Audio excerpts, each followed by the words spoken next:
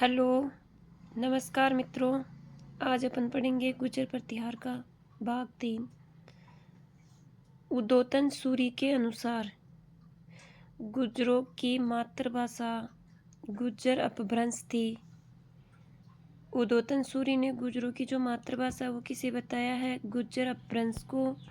गुर्जर प्रतिहारों का समय, ये वेरी वेरी इंपॉर्टेंट क्वेश्चन है कि गुर्जर प्रतिहारों का समय था 6 से 12वीं शताब्दी तक, 6ठी से 12वीं शताब्दी तक। इनके भवन निर्माण शैली को गुर्जर प्रतिहार शैली तथा दूसरा नाम था महामारू शैली।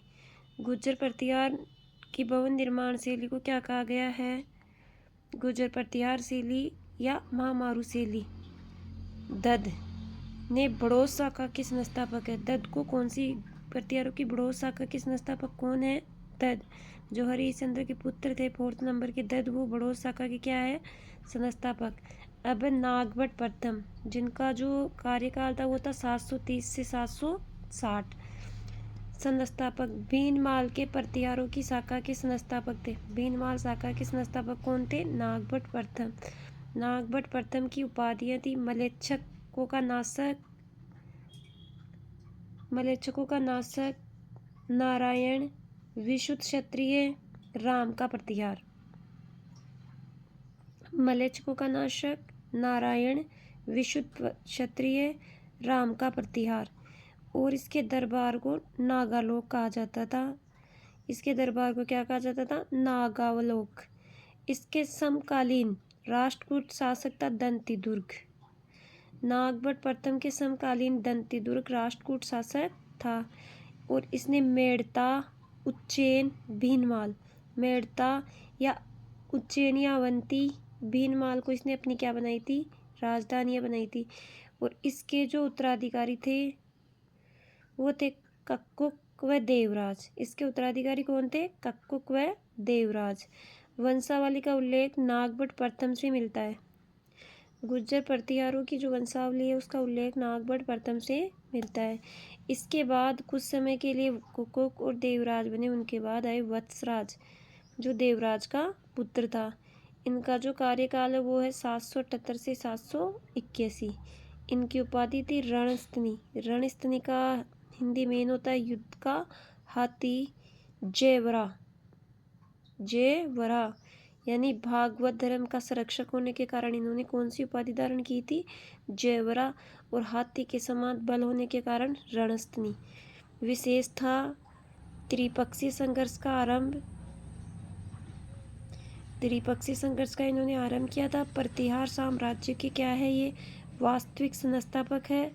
त्रिपक्षीय संघर्ष में शामिल वर्ग था गुर्जर प्रतिहार, राष्ट्रकूट, पालवंश। गुर्जर प्रतिहार, राष्ट्रकूट और पालवंश। वत्सराज ने मांडी वंश के राजा को हराया। बंगाल के राजा पाल शासक धर्मपाल को हराया।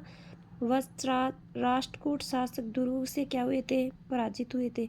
राष्ट्रकूट शासक दुर्ग से तो पराजित हुए थे और पाल शासक धर्मपाल को इन्होंने हराया था।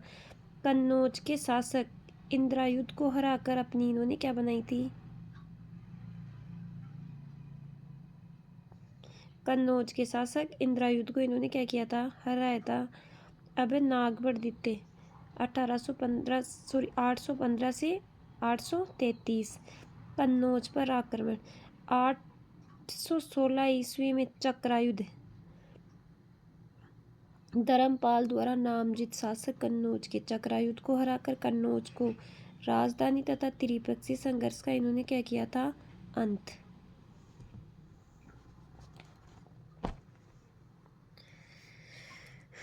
और इन्होंने परमेश्वर की उपाधि धारण की थी, महाराजाधिराज की उपाधि धारण की थी और परम भट्टारक। परमेश्वर, महाराजाधिराज और परम भट्टारक।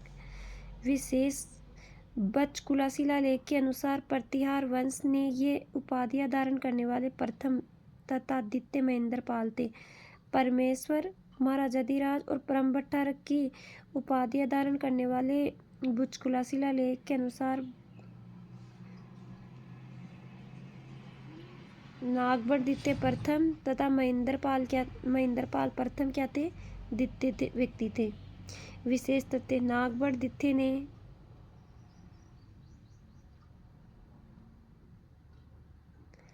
नागभट्टद्वितीय ने अरब आक्रमणकारियों की सफल प्रतिरोध किया था।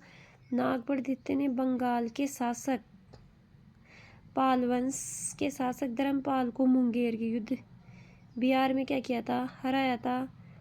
राष्ट्रकूट नरेश गोविंद तृतीय ने नागभट्टद्वितीय को पराजित किया।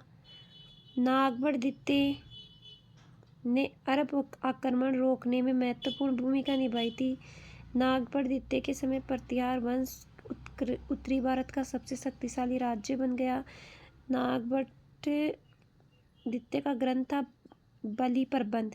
कौन सी भाषा में, संस्कृत भाषा में बलि प्रबंध किसका ग्रंथ है, नागभट्टद्वितीय का। और इन्होंने जो समाधि ली थी वो ली थी 833 ईस्वी में गंगा नदी में। यानी प्रतिहार वंशों में गंगा में समाधि लेने वाले शासक नागभट्टद्वितीय थे।